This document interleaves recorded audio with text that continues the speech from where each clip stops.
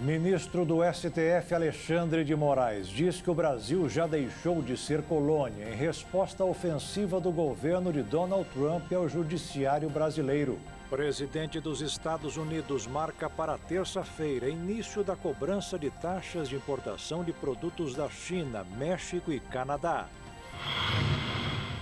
Desemprego aumentou no Brasil com 7.200.000 pessoas procurando vagas no mercado. Pesquisa revela aprovação de mais de 40% ao governo de Tarcísio de Freitas em São Paulo. Descoberta de novas drogas sintéticas colocam o Brasil como um dos maiores produtores do mundo de produtos que intoxicam.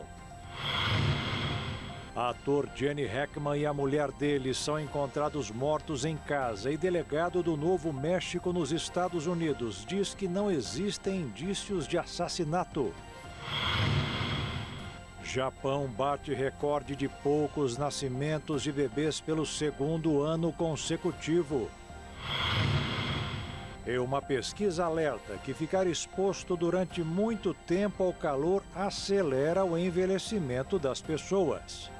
É agora no Jornal das 22.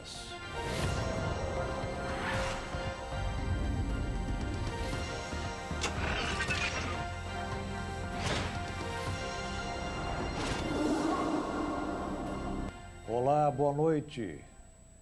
O Brasil é um dos países com maior número de quantidade de drogas sintéticas do mundo.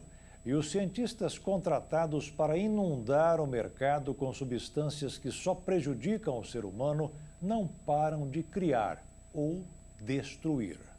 Segundo o relatório pericial do Instituto Nacional de Criminalística da Polícia Federal, referente a todo o ano de 2023, a PF descobriu 29 novas drogas sintéticas em circulação no Brasil nesse período. O número representa o triplo do que foi registrado no ano anterior, de 2022, quando foram identificadas 9 substâncias desconhecidas em uso no mercado. De acordo com o documento, as drogas clássicas como metanfetamina, LSD e heroína ainda respondem pela maior porcentagem das vendas do tráfico, com mais de 60% das movimentações, mas tem perdido espaço no mercado nos últimos anos para essas novas substâncias psicoativas. O relatório revelou ainda que, considerando países da América Latina e o Caribe, o Brasil é o país que mais tem reportado a presença dessas substâncias. Os dados foram coletados a partir dos laudos sobre apreensões de drogas sintéticas emitidos pelas unidades criminalísticas da PF em todo o país no ano de 2023. O documento, produzido anualmente,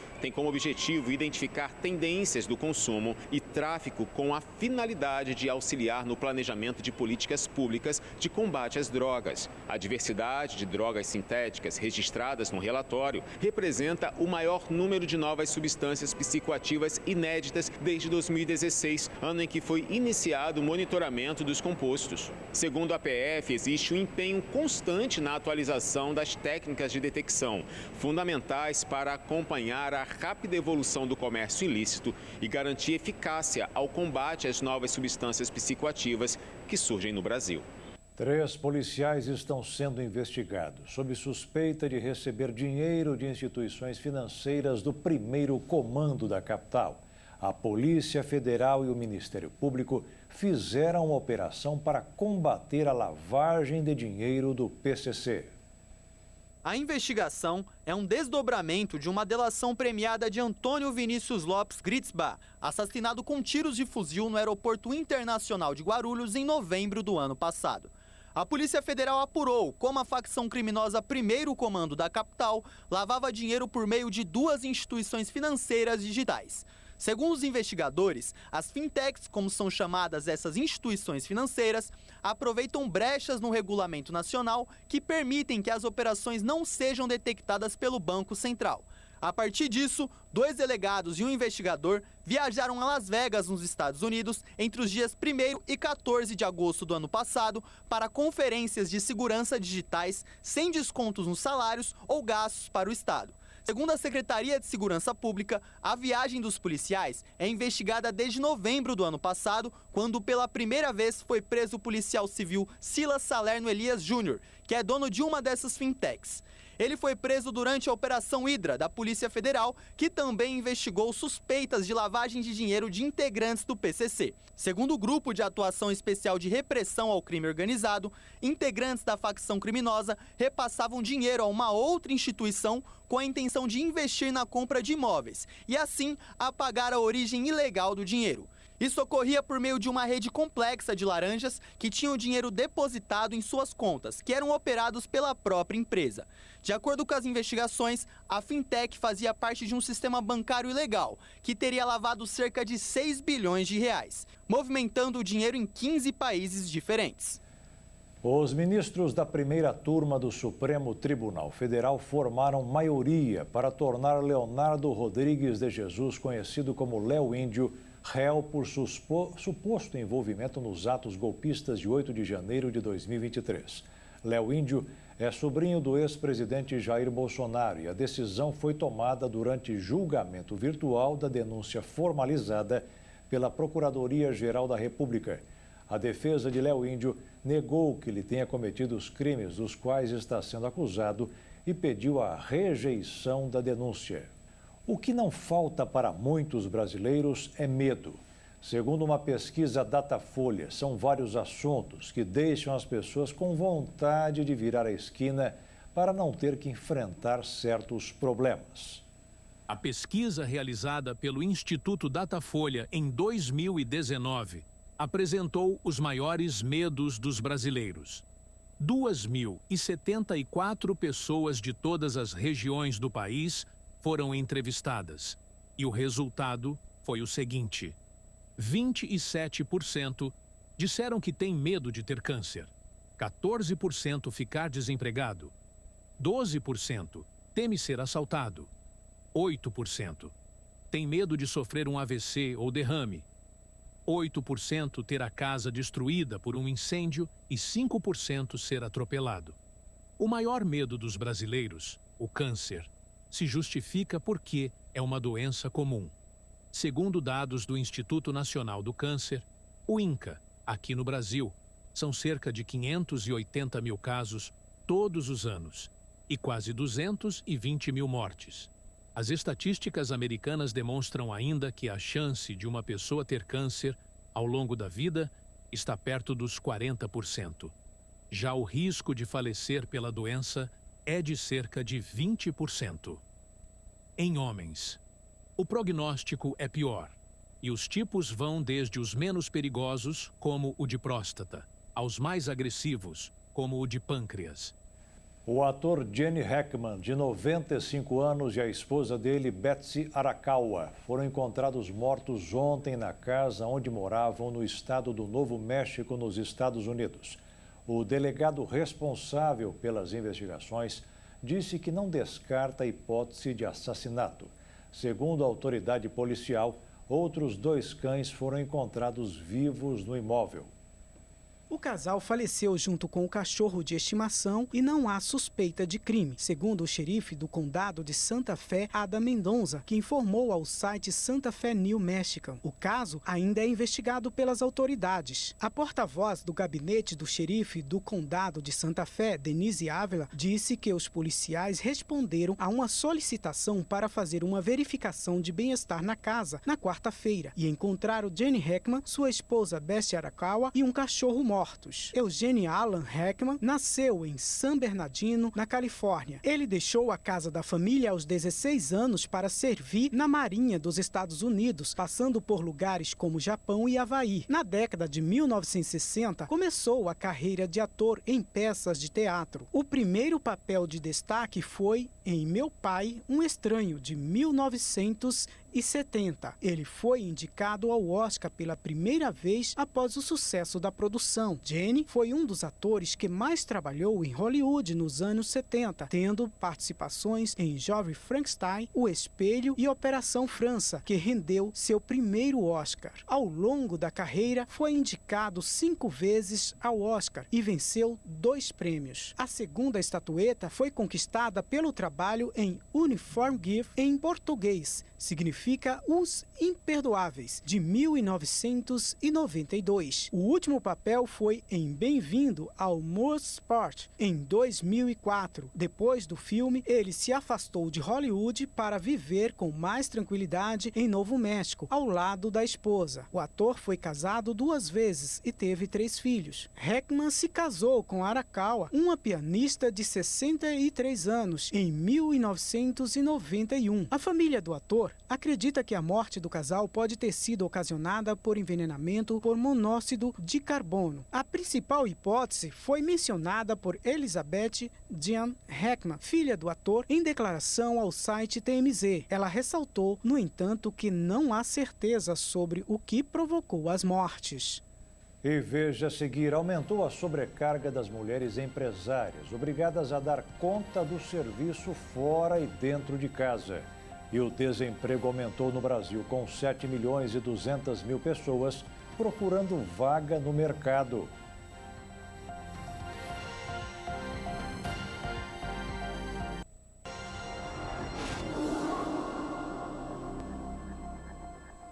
Uma pesquisa realizada no ano passado revelou que aumentou o número de mulheres que são empresárias e têm que conciliar as tarefas do emprego com o lar. Elas precisam dar conta das 2 atividades e não deixam de desejar. Equilibrar um negócio próprio com as demandas domésticas se tornou um desafio crescente para as mulheres empreendedoras no Brasil, que acaba acumulando até 12 horas diárias de trabalho.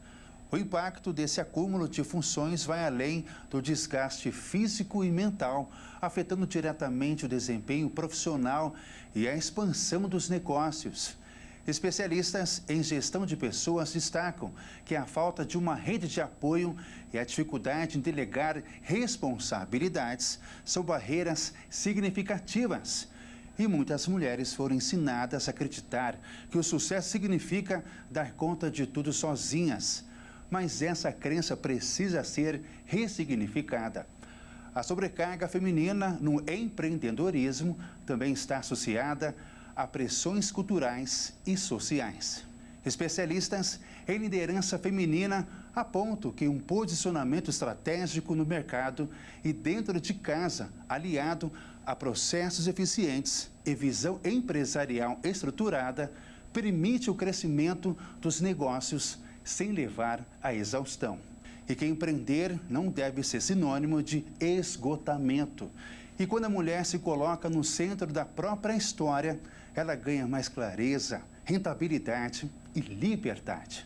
Os especialistas também destacam que a busca por um equilíbrio emocional e físico passa por estratégias como estabelecer prioridades, automatizar processos e dividir responsabilidades, tanto no trabalho quanto em casa. Isso tudo pode ajudar a equilibrar a vida profissional e pessoal, que é essencial para que mais mulheres empreendam de forma saudável. Aumentou o número de pessoas desempregadas no Brasil no trimestre encerrado em janeiro. O que aconteceu é normal, porque os trabalhadores temporários para as festas de fim de ano geralmente são dispensados. Segundo a pesquisa PNAD divulgada hoje pelo IBGE, o país tem 7.200.000 pessoas sem emprego. Significa 6,5% da população economicamente ativa. Apesar do aumento, este é o menor percentual da história para um trimestre encerrado no mês de janeiro. Mais de 100 milhões de brasileiros estão ocupados, incluindo os com registro em carteira, sem carteira, informais, por conta própria e domésticos. Em média, cada brasileiro recebeu R$ 3.334 por mês. Os técnicos do IBAMA recomendaram aos chefes do Instituto negar o pedido da Petrobras para pesquisar a possibilidade da exploração de petróleo na foz do Amazonas. O principal motivo para a rejeição foi o possível impacto negativo à fauna da região, que seria afetada depois de o combustível ser extraído. Apesar da recomendação, o IBAMA ainda não se decidiu sobre o tema. Caberá ao presidente do Instituto, Rodrigo Agostinho, bater o martelo. A queda de 70% no lucro da Petrobras do ano passado não foi a chamada bola da vez do mercado financeiro de hoje. As ações da empresa caíram 9%, mas pesou mais as novas ameaças do presidente dos Estados Unidos, Donald Trump, de iniciar a cobrança de tarifas nos produtos importados da China, México e Canadá. O dólar subiu 0,45% e fechou o dia cotado em R$ 5,82. E a Bolsa de Valores terminou o dia estável, aos 124.798 pontos. O Departamento de Agricultura dos Estados Unidos anunciou que vai gastar $1 bilhão, o equivalente a 6 bilhões de reais, na importação de ovos. Dessa forma, o preço do produto deverá diminuir. A gripe aviária dura mais de 3 anos nos Estados Unidos. Durante esse período, mais de 160 milhões de frangos morreram e a produção de ovos foi reduzida. Por conta disso, o preço do produto disparou em todo o mundo, especialmente nos Estados Unidos, onde o surto começou. Em janeiro, o preço de uma dúzia de ovos chegou a $5, o equivalente a R$ 30. Como a situação é crítica, o governo norte-americano adotou estratégias para combater a alta do preço do alimento. A principal medida tomada pelo Departamento de Agricultura será gastar $1 bilhão na importação da proteína animal para aumentar a oferta e, em consequência, baixar os preços. E já apareceram fornecedores. A Turquia fechou acordo para, até julho, exportar 15 mil toneladas para os Estados Unidos. Além disso, o departamento planeja investir no combate à propagação da gripe aviária, investindo em biossegurança e vacinas. Os fazendeiros também serão beneficiados. Mais de $400 milhões serão destinados às fazendas que precisaram sacrificar os animais infectados. Parte do dinheiro virá dos cortes das despesas do governo realizadas pelo Departamento de Eficiência Governamental, liderado pelo bilionário Elon Musk. Os presidentes da Câmara dos Deputados, Hugo Motta, e do Senado, Davi Alcolumbre, comemoraram hoje o aval que o ministro do Supremo Tribunal Federal, Flávio Dino, deu à proposta para destravar o pagamento das emendas parlamentares. A votação já vai começar. O Supremo Tribunal Federal marcou para esta sexta-feira o julgamento que analisará a decisão do ministro Flávio Dino, que homologou o plano de trabalho proposto pelo Congresso Nacional para aumentar a transparência na execução das emendas parlamentares. Nesta última quarta-feira, o ministro deu aval ao documento e autorizou a retomada dos pagamentos das emendas, com algumas exceções, desde que sejam cumpridas as regras de transparência e rastreabilidade dos repasses. A homologação do plano atendeu a uma determinação do STF que exigiu medidas para ampliar o controle sobre os destinos das emendas parlamentares, especialmente as de relator, conhecidas como orçamento secreto, que foram declaradas inconstitucionais pelo tribunal em 2022. Embora a decisão de Dino já esteja em vigor desde a sua publicação, o plenário do STF ainda precisa validar a medida. A presidência da Corte confirmou a realização de uma sessão virtual extraordinária iniciando à meia-noite desta sexta-feira e encerrando em 5 de março. O julgamento no plenário virtual do STF foi adiantado a pedido do ministro Flávio Dino, que argumentou a necessidade de uma solução mais rápida para a questão. Inicialmente, a sessão estava marcada para começar no dia 14 de março, com encerramento previsto para o dia 21 do mesmo mês. A decisão foi comemorada pelos presidentes da Câmara dos Deputados, Hugo Motta, e do Senado, Davi Alcolumbre. O plano de trabalho proposto pelo Congresso e pelo governo federal estabelece medidas para ampliar a transparência e o rastreamento das emendas parlamentares. A decisão de Dino prevê a liberação imediata dos pagamentos das emendas previstas no orçamento de 2025, além daquelas pendentes de anos anteriores. No entanto, algumas restrições permanecem, incluindo os recursos destinados à saúde, que só poderão ser liberados se estiverem depositados em contas específicas regularizadas, e as emendas PIX sem um plano de trabalho aprovado. Além disso, As emendas de comissão e bancada precisam ter sua aprovação devidamente registrada em atas de reunião, com identificação do parlamentar solicitante e a destinação dos valores. Esses documentos deverão ser publicados no portal da Transparência. E veja a seguir, presidente dos Estados Unidos marca para terça-feira início da cobrança de taxas de importação de produtos da China, México e Canadá. E ministro do STF, Alexandre de Moraes, diz que o Brasil já deixou de ser colônia, em resposta à ofensiva do governo de Donald Trump ao judiciário brasileiro.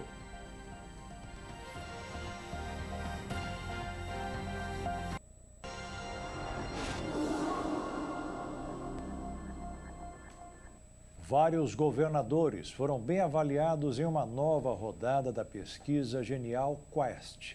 Entre os pesquisados, apenas Cláudio Castro, do Rio de Janeiro, recebeu mais indicações de desaprovação. A mais recente pesquisa da Genial Quest, divulgada nesta quinta-feira, mostra que o governador de São Paulo, Tarcísio de Freitas, do Republicanos, mantém 41% de avaliações positivas em seu governo. O índice se mantém estável desde abril de 2024. Além disso, 34% consideram regular e 14% dos entrevistados avaliam sua gestão de forma negativa. Cotado como um possível candidato da direita para a eleição presidencial de 2026, Tarcísio de Freitas é apontado como um dos nomes viáveis do campo conservador, uma vez que o ex-presidente Jair Bolsonaro está inelegível por decisão da Justiça Eleitoral. O levantamento também analisou a popularidade de outros 7 governadores. O governador mais bem avaliado foi Ronaldo Caiado, de Goiás, que registrou 74% de aprovação e apenas 4% de rejeição, além dos 17% de avaliações regulares. O percentual de indecisos foi de 5%. Assim como Tarcísio, Caiado é um dos nomes cogitados para a disputa presidencial. Logo atrás está Ratinho Júnior, do Paraná, com 65% das avaliações positivas, 6 de negativas e 24 regulares. No extremo oposto, Cláudio Castro, do Rio de Janeiro, foi o único governador da lista que registrou mais avaliações negativas, chegando a 31% do que as positivas, que registraram 24%. No estado de Pernambuco, Raquel Lira obteve 32% de avaliações positivas, 26% negativas e 37% regulares. Já Eduardo Leite, do Rio Grande do Sul, aparece com 40% de aprovação, 39% de avaliações regulares e 16% de reprovação. Considerado pela pesquisa um quadro tecnicamente equilibrado. Em Minas Gerais, Romeu Zema obteve 41% de aprovação, 14% de reprovação e 37% de avaliações regulares. Assim como Caiado e Tarcísio, Zema também é mencionado como possível candidato presidencial. O único governador do PT na pesquisa, Jerônimo Rodrigues, da Bahia, registrou 42% de avaliações positivas. Ele também teve 21% de opiniões negativas e 29% regulares. O presidente da República, Luiz Inácio Lula da Silva, e o governador de São Paulo, Tarcísio de Freitas, lançaram nesta quinta-feira o edital da construção do túnel imerso que ligará Santos a Guarujá. A estimativa é que a construção seja iniciada no próximo ano e finalizada em 2028. Em reunião realizada neste mês, Tarcísio e Lula haviam feito acordo para que a obra fosse responsabilidade do governo de São Paulo para ter maior celeridade. Do orçamento de 5 bilhões e 960 milhões de reais, 1 bilhão de reais será pago pela empresa que vencer o leilão.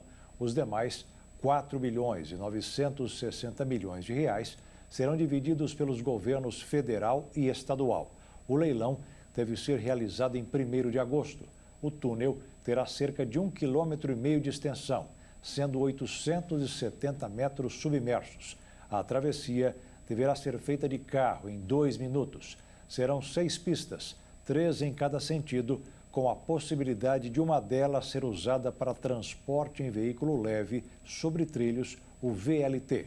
O valor do pedágio será no início de R$ 6,10 e de graça para pedestres e ciclistas. Este será o primeiro túnel imerso do Brasil em que a estrutura será construída com peças pré-moldadas em um dique seco, que depois serão colocadas no canal. A profundidade será de 21 metros. Após críticas do governo dos Estados Unidos, liderado por Donald Trump, ao bloqueio de redes sociais americanas, como Rumble, determinado pela Suprema Corte Brasileira, o ministro Alexandre de Moraes reagiu ao post, dizendo que o Brasil deixou de ser colônia em 1822. Na sexta-feira passada, a rede Hamburg foi bloqueada em território brasileiro por se recusar a constituir representação legal no país e não cumprir com ordens de excluir páginas de usuários da direita brasileira, como o blogueiro bolsonarista Alan dos Santos, radicado nos Estados Unidos. Em uma nota divulgada em sua conta oficial no X, o Departamento de Estado dos Estados Unidos acusou o Brasil de tomar medidas incompatíveis com valores democráticos em referência a recentes decisões judiciais do ministro Alexandre de Moraes do Supremo Tribunal Federal de remover conteúdos de usuários de algumas redes sociais e de aplicar multas e bloqueios por descumprimentos das ordens. A resposta do Itamaraty, publicada algumas horas após a postagem dos Estados Unidos, foi cuidadosamente elaborada com um tom duro e proporcional, com o objetivo de demonstrar firmeza sem agravar o conflito. A liberdade de expressão restrita, como prevista na primeira emenda da Constituição dos Estados, é uma das bandeiras do republicano e as chamadas Big Techs, que são tidas como apoiadoras da Casa Branca. Depois da escalada da ofensiva de políticos dos Estados Unidos contra o ministro Alexandre de Moraes, ele defendeu a soberania do Brasil e afirmou que o país deixou de ser colônia sem citar os Estados Unidos. E nosso juramento integral de defesa da Constituição brasileira e pela soberania do Brasil, pela independência do Poder Judiciário e pela cidadania de todos os brasileiros e brasileiras, pois deixamos de ser colônia em 7 de setembro de 1822. E com coragem estamos construindo uma república independente e cada vez melhor. Na sessão plenária do Supremo Tribunal Federal de hoje, o ministro Alexandre de Moraes também citou a defesa feita pelo colega Flávio Dino por meio de redes sociais. Dino escreveu que os ministros do Supremo, ao tomarem posse, juram defender a Constituição e os princípios de autodeterminação dos povos, não intervenção e igualdade entre os estados, que consta nos incisos do artigo 4º da Constituição Federal. Os funcionários da Agência dos Estados Unidos para o Desenvolvimento Internacional que foram demitidos ou afastados tiveram apenas 15 minutos para retirar os pertences dos escritórios após o departamento ser fechado pelo governo de Donald Trump. Após serem informados no começo do mês que as atividades da USAID seriam encerradas, os servidores poderão voltar ao prédio nesta quinta-feira e será autorizada a voltar também na sexta-feira para recolher seus pertences pessoais. A entrada, no entanto, só estava sendo permitida com a escolta de agentes federais que os aguardavam do lado de fora. De acordo com a Associated Press, pelo menos 7 agentes interceptaram as primeiras pessoas que foram ao local. Além dos agentes, um grupo de apoiadores também está na porta do edifício para dar apoio aos que chegam, recebendo os funcionários sob aplausos. A USAID colocou 4.080 funcionários que trabalham em todo o mundo em licença na última segunda-feira. Além disso, cortou outros 1.600, de acordo com um porta-voz do Departamento de Estado. Os que estão em licença administrativa foram instruídos a reter seus materiais emitidos pela USAID, incluindo passaportes diplomáticos, até o momento em que fossem separados da agência. A Associated Press afirma que o governo Trump emitiu uma proibição que impede os servidores afetados de falar publicamente e muitos estão temendo retaliações. Um relatório do Congressional Research Service, no início deste mês, disse que a autorização do Congresso é necessária para abolir, mover ou consolidar a USAID. Mas o Partido Republicanos do presidente Donald Trump, que tem maioria dos parlamentares na Câmara e no Senado, não enfrentou nenhuma resistência às ações da administração. Não há praticamente nada para financiar de qualquer forma. A administração agora diz que está eliminando mais de 90% dos contratos de ajuda externa da USAID, que chega aos 60 bilhões de dólares em assistência dos Estados Unidos ao redor do mundo. E o presidente dos Estados Unidos, Donald Trump, vai impor uma tarifa adicional de 10% sobre as importações chinesas. Ele também confirmou que irá taxar o México e o Canadá a partir do dia 4 de março. O presidente dos Estados Unidos, Donald Trump, disse nesta quinta-feira que as tarifas de 25% propostas sobre México e Canadá entrarão em vigor, conforme programado, porque ainda há entrada de drogas nos Estados Unidos provenientes desses países. As tarifas impostas pelos Estados Unidos aos produtos importados dos dois países tiveram uma pausa de um mês. A suspensão ocorre após os governos mexicano e canadense afirmarem que trabalhariam em conjunto com autoridades dos Estados Unidos para combater a entrada de drogas, reforçando também o controle das fronteiras, com 10 mil homens de cada país. Donald Trump disse que vai impor uma tarifa adicional de 10% sobre as importações chinesas. No início deste mês, o governo americano já impôs um aumento tarifário abrangente de 10% sobre as importações da China, levando Pequim a fazer uma retaliação. Logo após o novo anúncio de Trump, o ministro do Comércio da China, Wang Yintao, disse que Pequim faz firme oposição às tarifas de 10%. De acordo com o governo chinês, o argumento do republicano sobre importação de drogas não se justifica. O aumento das tarifas a produtos chineses vem gerando efeitos que já podiam ser sentidos antes mesmo da volta de Donald Trump ao poder. Em dezembro de 2024, por exemplo, as empresas norte-americanas começaram a se antecipar aos prometidos anúncios do republicano e aumentaram seus estoques de produtos chineses. Com o superávit cada vez mais alto em produtos produzidos pela indústria, representando cerca de 10% de toda a economia chinesa, segundo dados das alfândegas, a China até vence o jogo das vendas, mas também passa a estar mais sujeita a tarifas impostas por outros países, a exemplo dos Estados Unidos. Antes do anúncio de Trump, o chefe do governo espanhol, Pedro Sánchez, afirmou que a União Europeia vai responder com medidas proporcionais à imposição de tarifas de 25% sobre as exportações do bloco. A presidente do México, Claudia Sheinbaum, disse que espera falar com Donald Trump para evitar que seu país seja afetado pelas novas tarifas que devem entrar em vigor na próxima semana, dia 4 de março. O governo de Israel libertou hoje centenas de prisioneiros palestinos e, em troca, recebeu os corpos de 4 reféns que estavam com os guerrilheiros do Hamas. Logo depois, anunciou que o exército israelense não vai desocupar um trecho da faixa de Gaza, contrariando o acordo de cessar-fogo em vigor desde janeiro.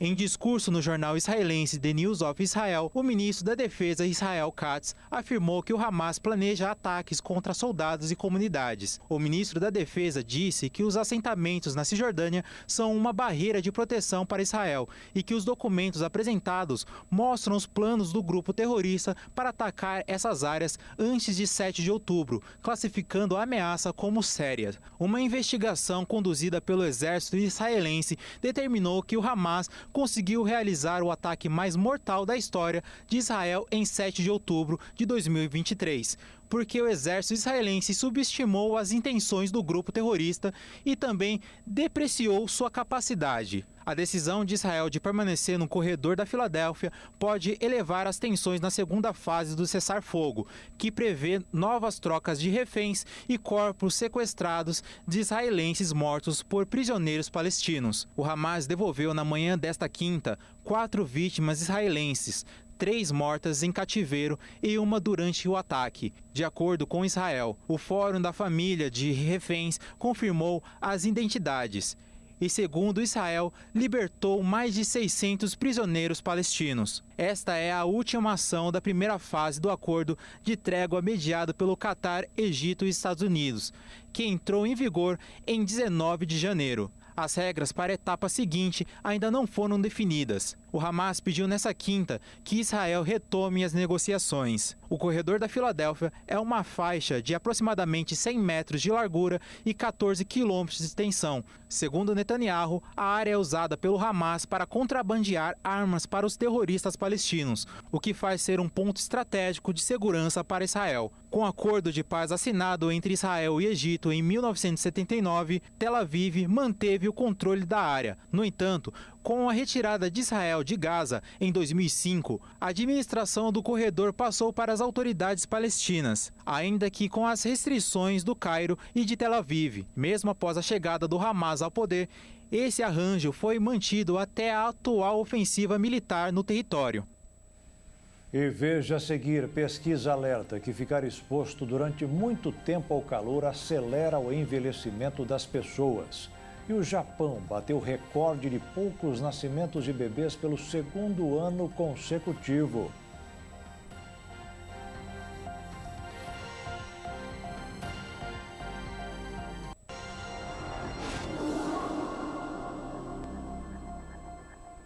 O estado de São Paulo registrou quase 3 mil casos de dengue por dia desde o início do ano.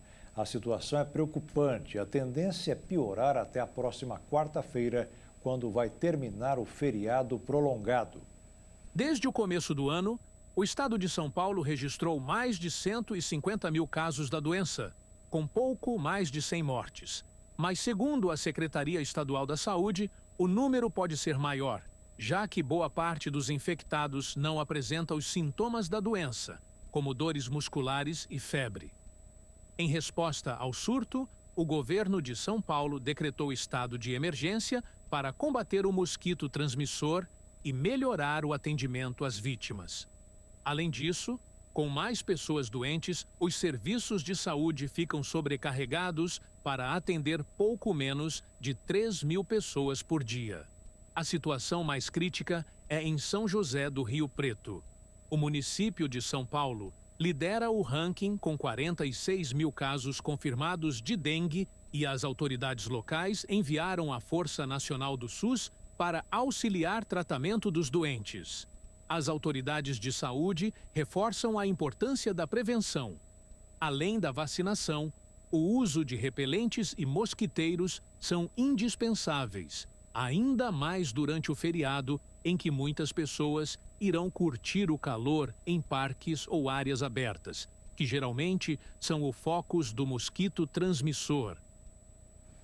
A NASA lançou nesta quinta-feira um satélite que vai mapear pontos da Lua em busca de sinais de água. O recurso é considerado vital para a manutenção de futuras bases no satélite natural. 4, 3, 2, 1, and lift-off. Go Falcon, go into ignition.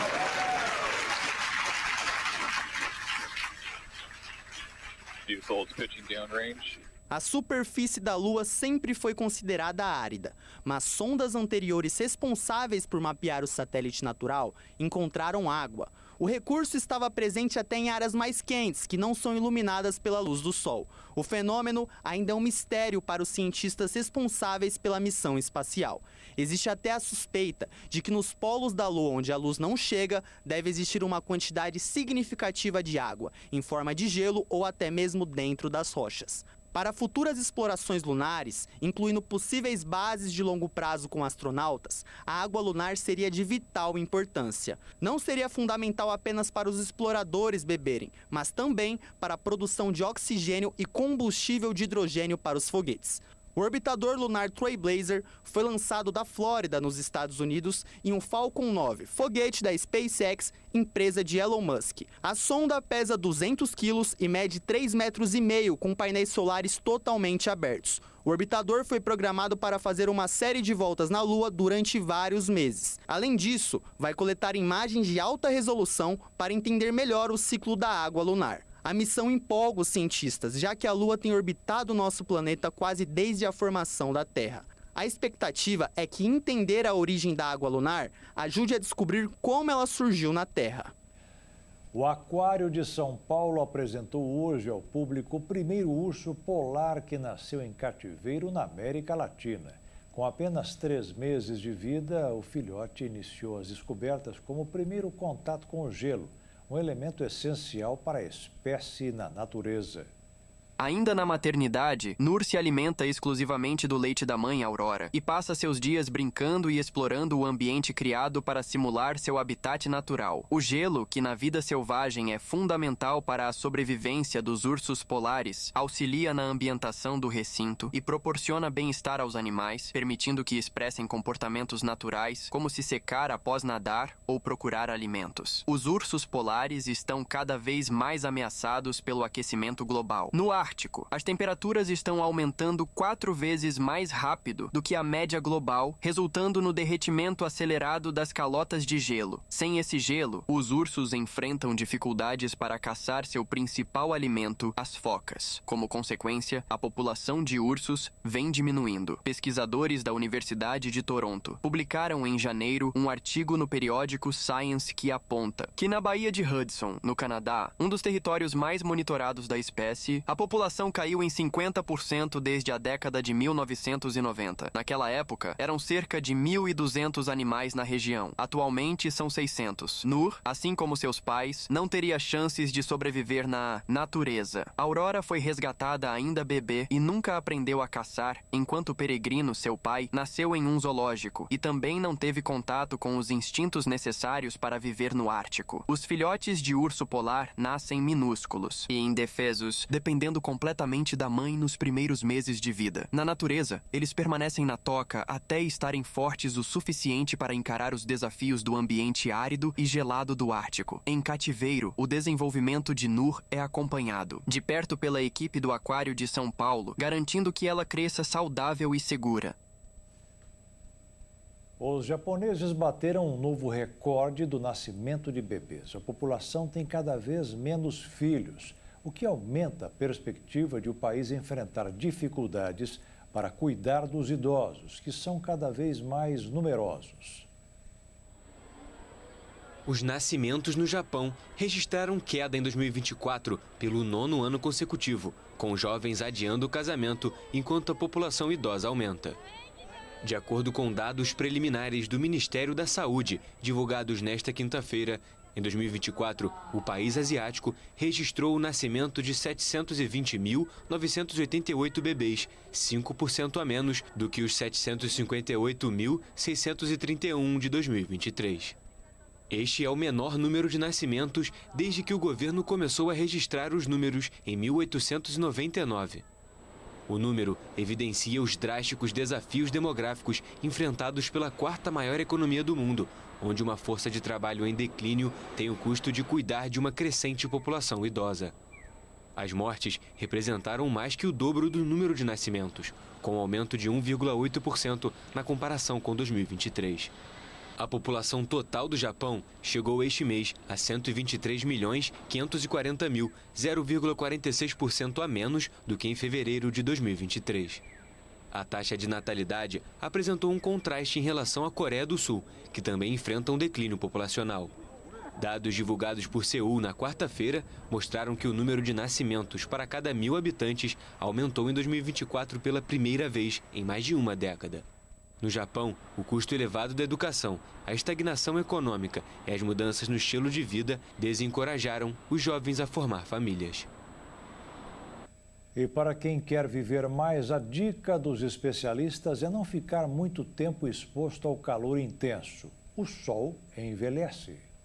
A exposição contínua a altas temperaturas pode acelerar o envelhecimento biológico, fazendo com que o corpo funcione como se fosse até 3 anos mais velho do que a idade real. A conclusão é de um estudo publicado na revista Science Advances, que analisou os efeitos do calor intenso sobre o DNA de mais de 3.600 pessoas nos Estados Unidos. Os pesquisadores usaram um método chamado relógio epigenético para medir a idade biológica dos participantes e compararam com os resultados com o histórico de calor das regiões onde viviam.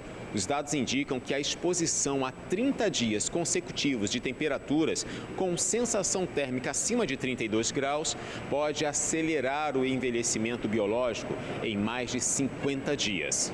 O estudo reforça que o calor intenso pode afetar o equilíbrio genético do organismo, aumentando o risco de doenças e reduzindo a expectativa de vida. Apesar de não encontrar diferenças significativas entre idade, gênero ou classe social, a pesquisa sugere que morar em áreas com mais dias de calor extremo pode intensificar o impacto na saúde. No Brasil, as ondas de calor estão cada vez mais frequentes. Os especialistas alertam para a necessidade de medidas que minimizem os efeitos do calor prolongado, além da ampliação de áreas verdes e do acesso a locais climatizados. Campanhas de conscientização sobre hidratação, proteção solar e cuidados com idosos e crianças podem ajudar a reduzir os impactos negativos desse fenômeno climático. A Jovem Guarda está completando 60 anos. Para celebrar a data, o Museu da Imagem e do Som de São Paulo inaugurou nesta quinta-feira uma nova mostra ao público que apresenta discos, pôsteres, roupas, vídeos, capas de revistas, fotografias e itens pessoais das personalidades deste movimento. Feita por jovens e para jovens, a Jovem Guarda foi um movimento que surgiu a partir de um programa de grande sucesso nas tardes de domingo da TV Record, lançado no dia 22 de agosto de 1965. O programa foi uma febre nacional. As entrevistas e números musicais eram ao vivo e apresentado por jovens cantores que viriam a se tornar os principais nomes da era de ouro do rock nacional. Os participantes eram influenciados pelo rock and roll que surgiu nos Estados Unidos. As músicas da Jovem Guarda eram vibrantes e alegres, com temáticas românticas, triviais e dirigidas à juventude.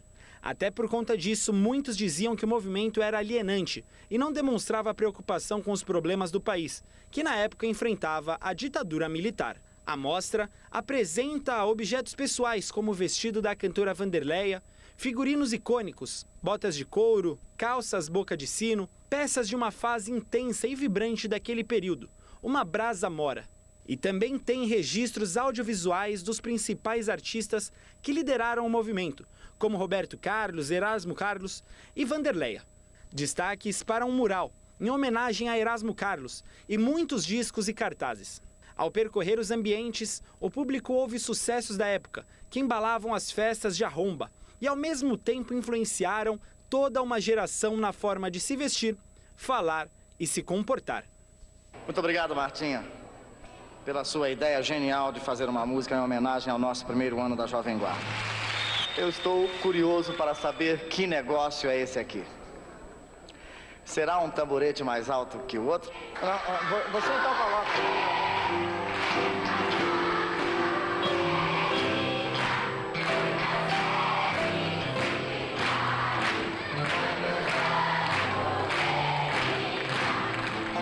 Então o Silvio Santos mandou um abraço todo especial a você.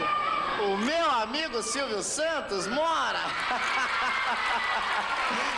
Olha, diga ao Silvio que ele é bárbaro e muito obrigado pelo abraço que ele me mandou. Obrigado a você. Viu?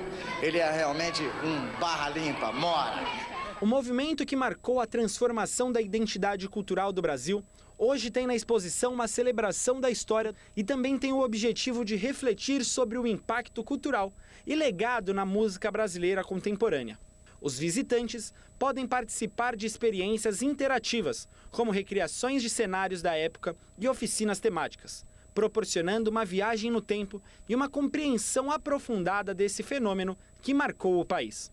A exposição pode ser conferida de terça a sexta-feira, das 10 da manhã às 7 horas da noite. Aos sábados, das 10 da manhã às 8 horas da noite. Domingos e feriados, das 10 da manhã às 6 horas da tarde. Os ingressos custam R$ 30, a inteira, e R$ 15 a meia entrada. Às terças, o ingresso é gratuito, mas tem que ser retirado na bilheteria física do MIS, que fica na Avenida Europa, 158, Jardim Europa, São Paulo. E o Jornal das 22 termina aqui. Uma boa noite para você e fique na paz. Tchau.